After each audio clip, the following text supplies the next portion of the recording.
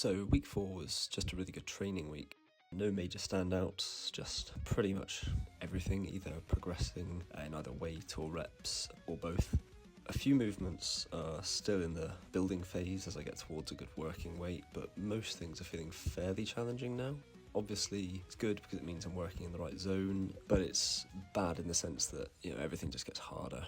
But, you don't get anywhere if training's easy, so it's just about getting the head down and getting the work done. So the main thing I wanted to talk about this week was rest times. Obviously, I'm a few weeks into this 1 minute rest time experiment, I guess we'll call it, and so far so good. Definitely the combination of the short rest and multiple sets is increasing the difficulty of each session. Obviously physically as the fatigue builds whilst hitting each lift, but I've noticed quite a large mental aspect as well, especially the bigger and heavier movements like bench, squats, hinges, and it really takes some willpower to get back under the bar for another hard set when you never truly feel ready to go again. I do feel like I'm going to see some pretty major benefits to training in this way, even if it's just for a while. This could all change, but as of right now, I'm planning on running at least 3 full training blocks of this plan. So each block is going to be 12 weeks long, so that should see me finish the 3rd block around January next year.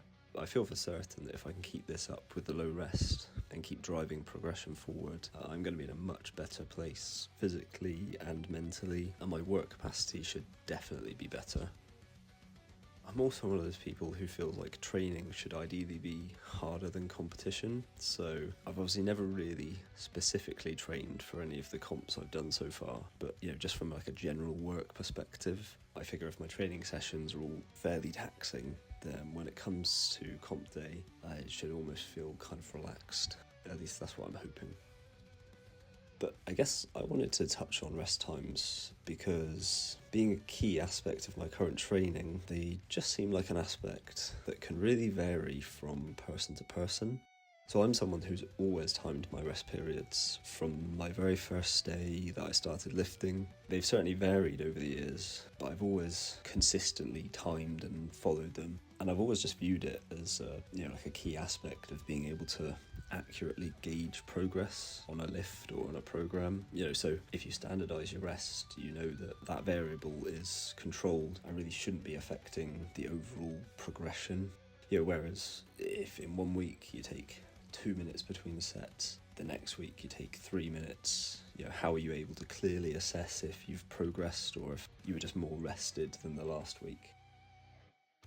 And the thing that kind of got me thinking about this was that I've heard a few higher level natural bodybuilders mention that they basically don't follow set rest times. And when someone's asked a question to them, like how long should I rest between sets, they basically say that they just take as long as it's needed before hitting another set, and they kind of recommend that other people do that as well.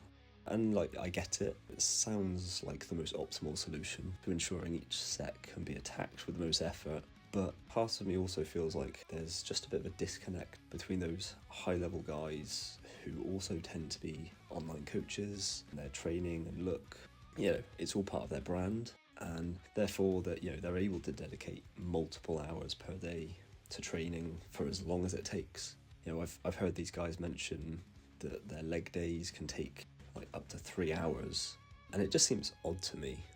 I'm a regular hobbyist lifter. I've got a normal job, I've got a family, a house, I've got pets to look after. Realistically, even if lifting is my main hobby, I don't have hours each day to dedicate to training. For me, rest times, as much as they're a performance standardization tool, they're a tool to ensure that I get my session done within the amount of time that I have available. And another thing I feel is that the whole, rest as long as you need advice could cause, guys who aren't as hardcore as those high-level pros are. And let's face it, that's most people. I just feel like it could cause a general ideology of not working super hard, which is probably the opposite of what those high-level guys intend. If you just take the average guys who are watching fitness content and asking those kind of questions and you tell them to just rest as long as is needed, most of them will probably see that as an invitation to take like 5+ minutes between their already submax effort sets. And those kind of people, they don't need to be given the option to take their training any less seriously, any easier than they already do.